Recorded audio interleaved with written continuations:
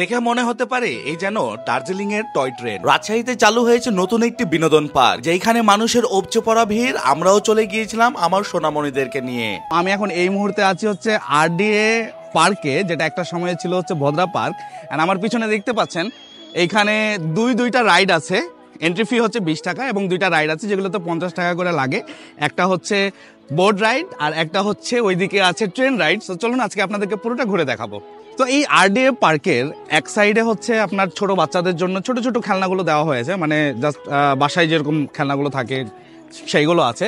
And এক পাশে হচ্ছে দুইটা রাইড দেওয়া আছে। তো আমি মনে করি যদি এখানকার আপনার যদি বলেন যে হচ্ছে মিঠা দিক কি আর তিতা দিক কি, আমি বলবো যে আজকে যেহেতু ফ্রাইডে সেই হিসেবে প্রচুর পরিমাণে মানে ফ্যামিলি বেবিরা অনেকে এসছে, যে কারণে ছোট ছোট খেলনাগুলো তো হয়তো বা খুব একটা সুযোগ পাওয়া যাবে না। আসেন আপনাদেরকে দেখাই। দীর্ঘদিন ধরে এই আরডিএ পার্ক কি ভদ্রা পার্ক নামে পরিচিত পার্কটি বন্ধ ছিল। বেশ কয়েক বছর বন্ধ থাকার পরে নতুন রূপে চালু হয়েছে এই আরডিএ পার্কটি। পরিবার নিয়ে খুব ভালো সময় পার করছে রাজশাহীর দর্শনার্থীরা। আমার ছোট ছোট সোনামণিরা ট্রেনে ওঠার জন্য বায়না ধরে, যেহেতু ছুটির দিন ছিল যেই কারণে এই পার্কে মানুষের ভিড় অনেক ছিল। মাত্র 50 টাকা টিকিট কেটে আপনিও মজা নিতে পারেন এই টয় ট্রেনের। আপনারা কে কে ইতিমধ্যে এই আরডিএ পার্ক ঘুরে দেখেছেন তা অবশ্যই আপনাদের স্মৃতিগুলো শেয়ার করবেন আমার কমেন্টে। কেমন লাগলো অপেক্ষা?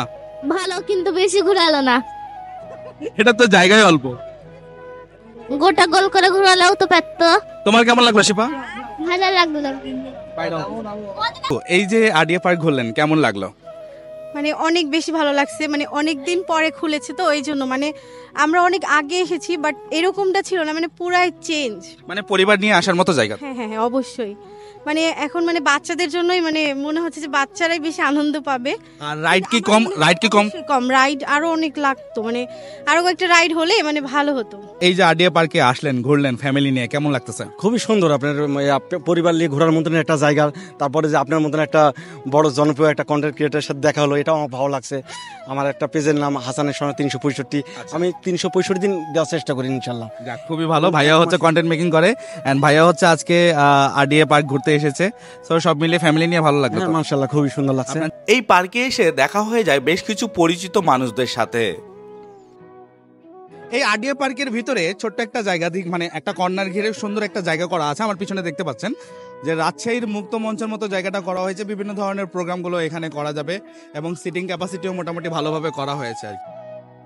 এই পার্কে দর্শনার্থীদের মতে আরো কিছু রাইড হলে সব থেকে ভালো হতো, যেহেতু পার্কের সময় ছিল 8টা পর্যন্ত, যেই কারণে আমরা শেষ সময়ে এসে একটা বোট নিয়েছিলাম। কেমন লাগছে? ভালো। হ্যাঁ ভালো। প্যাডেল মারতে হচ্ছে বেশি না?